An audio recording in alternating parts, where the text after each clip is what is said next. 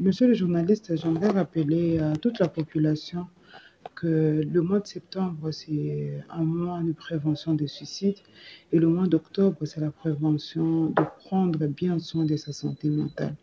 Mais en cette période, j'aimerais dire à toute personne que le mois d'octobre ou de septembre, c'est pas à cette période où on doit seulement parler de santé mentale, où on doit prendre soin de soi. Pour toute sa vie, on doit prendre soin de soi. Pour toute sa vie, on doit faire des thérapies. Pour toute sa vie, on doit voir une santé mentale positive. Et aujourd'hui, nous insistons le mot pour clôturer ces mois d'octobre, c'est une santé mentale positive. Et une santé mentale positive, c'est un état de bien-être intérieur qui permet à l'individu de se sentir en équilibre avec lui-même. Donc, mobiliser ses ressources internes pour faire face aux défis. Et nous sommes en train de traverser plusieurs défis en cette période. Tout le monde vous dira, je suis stressé, que faire, je n'ai pas d'argent et tout. La santé mentale positive invite toute personne en cette période de difficulté de prendre ça comme de créer de menaces en opportunité.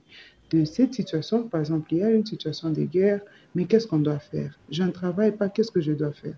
C'est le moment, par exemple, d'avoir le temps de prier, d'avoir le temps de rire, d'avoir le temps de danser, de jouer. Beaucoup de gens, à l'époque, savaient jouer au jeu des cartes. C'est mieux que vous appreniez à jouer au jeu des cartes. Le jeu de Mangoura, par exemple. Beaucoup de gens ne savent pas jouer. Pour de jeunes filles, des jeux de tennis, des karaokés. C'est le moment d'apprendre parce qu'on a tout le temps. Et donc, prendre ces moments stressants de s'occuper de soi-même. Il y a des gens qui ne font pas de sport. Ici, je vais insister, la santé mentale positive, je ne dis pas que j'interdis les saunas, mais il faut une activité physique. Et une activité physique, on doit être ensemble, sauter la corde, faire de méditation, de yoga, avoir le temps de prendre soin de soi, de courir avec des amis, ça crée un moment.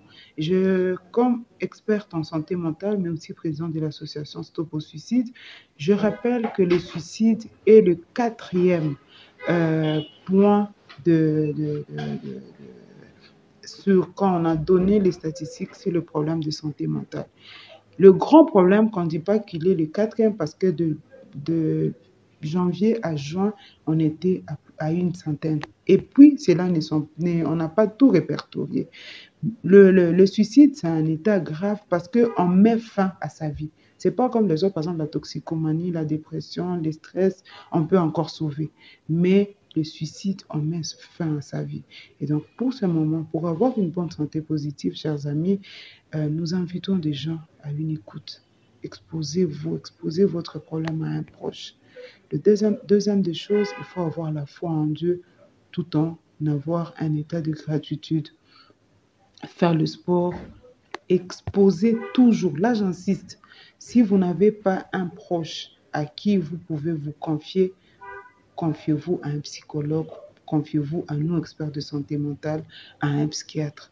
Quand on parle de son problème, ça s'atténue. Quand on expose son problème, ça s'atténue. Et pour finir, peut-être, il faut créer le moment de créativité. Quand les jeunes gens, à l'époque, vous voyez, quand ils faisaient des petits véhicules avec des fils, donc on disait en Swahili, gari ya masinga. Mais quand vous voyez dans les quartiers, il n'y a plus ça. Les parents maintenant commencent à acheter des enfants de jouer des revolvers. C'est déjà une atrocité, c'est déjà un message qui n'est pas bon. Par exemple, on faisait avant des ballons avec des sachets. C'est ça la créativité. Nous, parents, on peut être avec les enfants. Par exemple, on dit aujourd'hui de 8h à 11h des samedis, c'est le moment de Salongo. Qu'est-ce que nous faisons en ce moment?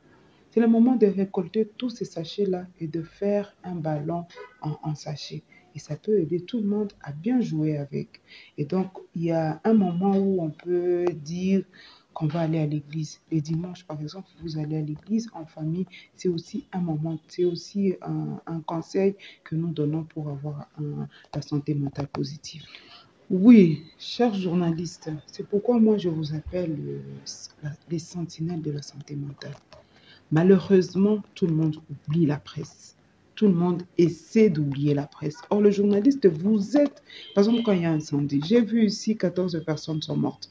Nous avons su j'ai vu sur les statuts d'un journaliste, 14 personnes sont mortes. Mais quand vous étiez le premier à être informé de cette situation, mais qu'est-ce qu'on fait de vous? Mais vous, journalistes, vous devez savoir, vous devez dire à toutes ces populations qui passent dans des épreuves dans cette situation de se faire écouter. Se faire écouter, de faire du sport, de créer, de faire un moment de créativité. Là, j'insiste, que nous ne sommes pas, c'est vrai, je n'interdis pas la bière, je n'interdis pas l'alcool, mais qu'on mette,